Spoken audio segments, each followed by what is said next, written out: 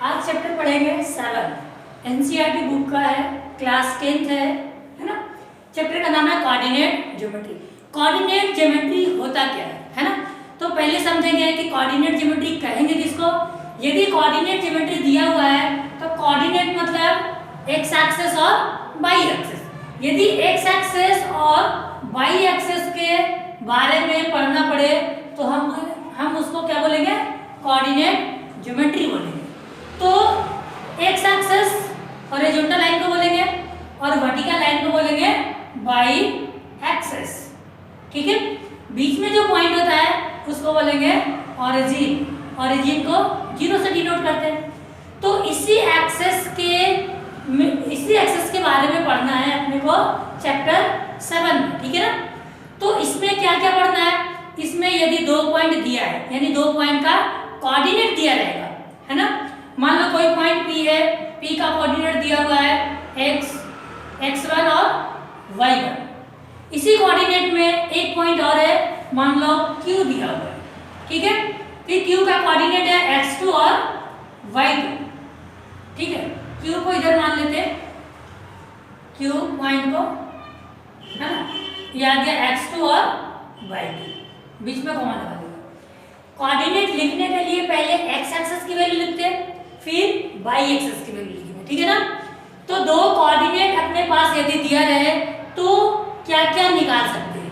यदि 2 पॉइंट दिया रहे अपने को, इन दोनों पॉइंट के बीच में डिस्टेंस निकाल सकते हैं। ठीक है ना। तो इस चैप्टर में आपको 3 चीज पढ़ना है। कितने चीज पढ़ना है? 3। पहला पढ़ना है 2 कोऑर्डिनेट के बीच में डिस्टेंस निकालना। सेकंड पढ़ना है 2 पॉइंट को यदि कोई थर्ड पॉइंट डिवाइड करता है तो उस पॉइंट का कोऑर्डिनेट निकालना पड़ेगा। थर्ड पढ़ना है इसमें यदि 3 पॉइंट के द्वारा कोई एरिया बन रहा है यानी ट्रायंगल बन रहा है तो उस ट्रायंगल का एरिया निकालना पड़ेंगे इस चैप्टर में कोऑर्डिनेट ज्योमेट्री के अंदर। ठीक है ना। तो 3 चीज पढ़ेंगे, तीनों का फार्मूला लिख देता हूं। ठीक है,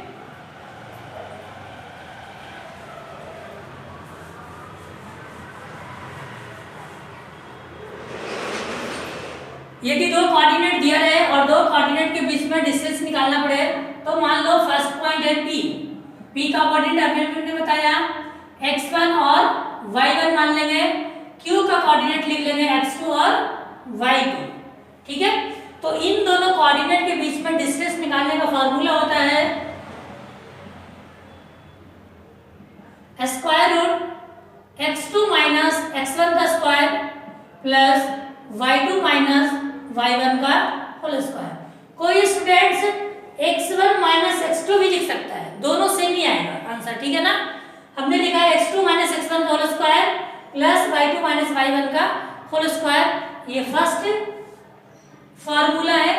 सेकंड में निकालना आपको यदि 2 पॉइंट दिया रहे और दोनों पॉइंट से जो लाइन बन रहा है उस पॉइंट को मान लो कोई पॉइंट डिवाइड कर रहा है, यानी ये पॉइंट A है और ये पॉइंट B है। बीच में B पॉइंट क्या कर रहा है, AB को डिवाइड कर रहा है। तो A पॉइंट जो है x1 मान लेंगे और y1, यहाँ पे B पॉइंट को मानेंगे x2 और y2। ठीक है, बीच में जो पॉइंट है उसको x और y मान लेंगे।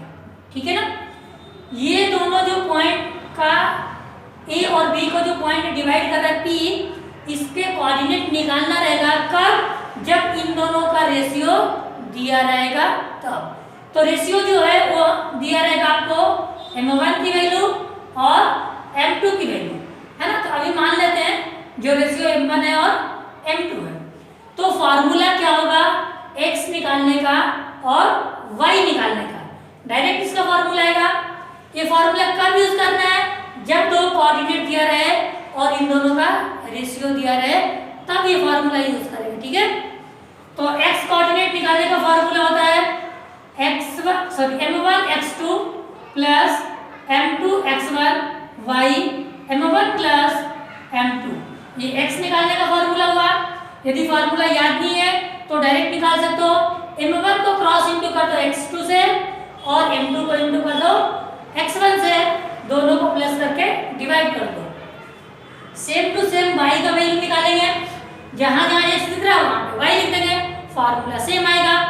अब यहाँ पे दिख रहा है m1 तो m1 लिख दो, यहाँ पे x2 है तो x2 की जगह क्या आ जाएगा y2 प्लस m2 x1 की जगह आ जाएगा y1। यहाँ m1 प्लस m2 है, यहाँ पे भी m1 प्लस m2, ये दो कोऑर्डिनेट आपको निकालने बोलेगा। कब? जब दो कोऑर्डिनेट दिया रहेगा उसको थर्ड कोऑर्डिनेट डिवाइड करेगा और उसका रेशियो भी दिया रहेगा, ठीक है। इसके बाद है थर्ड सिचुएशन, ये रफ कर देता हूं।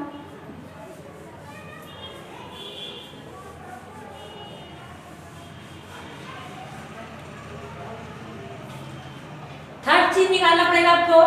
यदि तीन कोऑर्डिनेट दिया रहे, मतलब 3 पॉइंट का कोऑर्डिनेट आपको दिया रहेगा क्वेश्चन में, मान लो पॉइंट P है, Q है और R है, ठीक है। तीनों को ज्वाइन कर लेंगे तो एक ट्रायंगल बन जाएगा, क्योंकि ट्रायंगल का 3 वर्टेक्स होता है, P Q R यहाँ पे हमने लिखा है, ठीक है ना। यदि तीनों कोऑर्डिनेट दिया रहे तो इसे ट्रायंगल का एरिया निकालने का फॉर्मूला बता रहा हूं।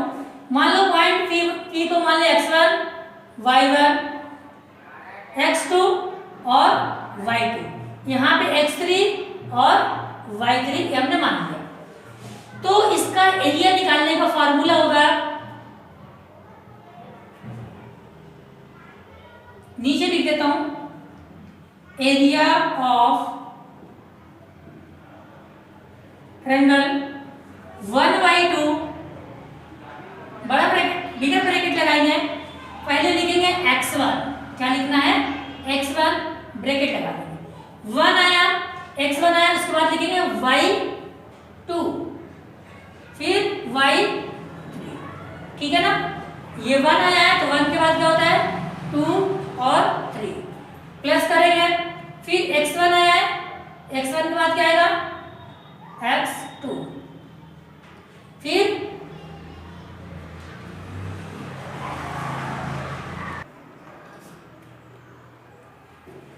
इसके बाद देखिए हमने क्या लिख दिया x2 लिखा, तो 2 के बाद क्या होता है 3 होता है, तो y3, 3 के बाद 1, रोटेशन में चलेंगे 1 2 और 3, तो यहाँ पे आ गया x2, तो 2 के बाद आना चाहिए 3, 3 के बाद 1। अब ये 2 लिख दिया तो 2 के बाद क्या आता है x3 आता है, और 3 लिख दिया तो 3 के बाद क्या आएगा 1 आएगा, यानी y1 माइनस y2, यहाँ पे 1 के बाद 2 आएगा तो 2 लिख दिया, फिर बिगर ब्रैकेट लगा दिया।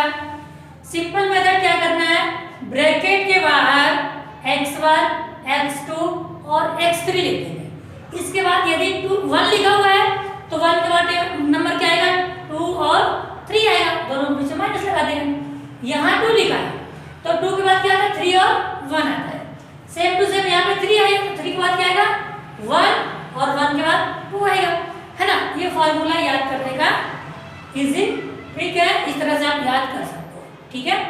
अब इसके बाद एक्सरसाइज शुरू करेंगे।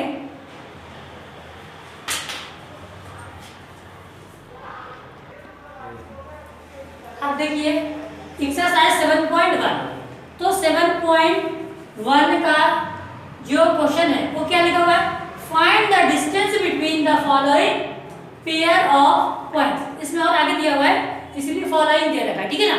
तो हमने पूरा नहीं लिखा है, एक ही क्वेश्चन लिख दिया, ठीक है।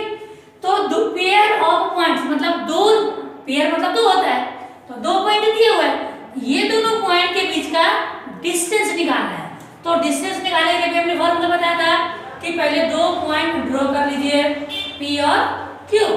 तो P की वैल्यू हमने क्या मान लिया, यहाँ पे क्या दिया हुआ है 2 और 3, और Q पॉइंट क्या दिया हुआ है 4 और 1। तो इस कोऑर्डिनेट को मान लेंगे x1 और y1, ठीक है। फिर यहाँ पे मान लेंगे x2 और y2, ठीक है, x2 और y2।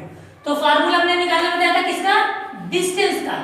तो डिस्टेंस का फार्मूला लिख लेंगे यहाँ पे, distance equal to square root x2 minus x1 का square whole square plus y2 minus y1 का होल स्क्वायर। अब इक्वल के नीचे को ले लीजिएगा, या तो P और Q भी लिख सकते हो, यहाँ पे लिख दीजिए P और Q, स्क्वायर रूट लगा दिया। अब देखना है कि x2 का वैल्यू क्या है। तो x2 के पास में जाएंगे और इसके पास में क्या दिख रहा है 4 है ना, तो लिख दिया 4 माइनस x1 के सामने क्या दिख रहा है 2 दिख रहा है, तो 2 लिख दिया, होल स्क्वायर कर दिया। अब है y2, तो y2 यहाँ पे है, y2 की वैल्यू 1 है, 1 लिख दिया माइनस y1 की वैल्यू 3 है, होल स्क्वायर लगा दिया। इक्वल के नीचे इक्वल लगाना अपने को, फिर हमने क्या कर लिया स्क्वायर रूट लिख देंगे। अब 4 में से 2 जाएगा, 2 बचेगा, 2 का स्क्वायर लगा लिया प्लस, ये प्लस था प्लस लगा दिया, प्लस माइनस माइनस 3 में से 1 जाएगा तो 2 बचेगा, लेकिन बिगर नंबर के आगे माइनस है तो माइनस के साइन आएगा, -2 आ जाएगा, स्क्वायर लगा दिया। स्क्वायर का मतलब होता है उसी नंबर को 2 बार इंटू करना, यानी 2 इंटू 2, फिर स्क्वायर हट जाएगा क्योंकि 2 बार इसको लिख दिया, इंटू में लिखना है अपने को, -2 इंटू -2 ये आ गया। अब यहाँ पे लिखेंगे 2 इंटू 2 4 होता है, माइनस माइनस प्लस और प्लस प्लस प्लस, तो प्लस लगा लेंगे, 2 को 2 में इंटू कर लो 4 आ जाएगा। अब 4 प्लस 4 8 आ गया। यदि 8 को फैक्टर करते हो तो 2 इंटू 2 इंटू 2 आएगा, तो 4 और 4 को प्लस कर ले तो 8 आ गया। स्क्वायर रूट में 8 है तो 8 को क्या करेंगे, 8 को पहले फैक्टर करेंगे और जो कॉमन वैल्यू जो 2 का पेयर रहेगा उसको बाहर कर लेंगे।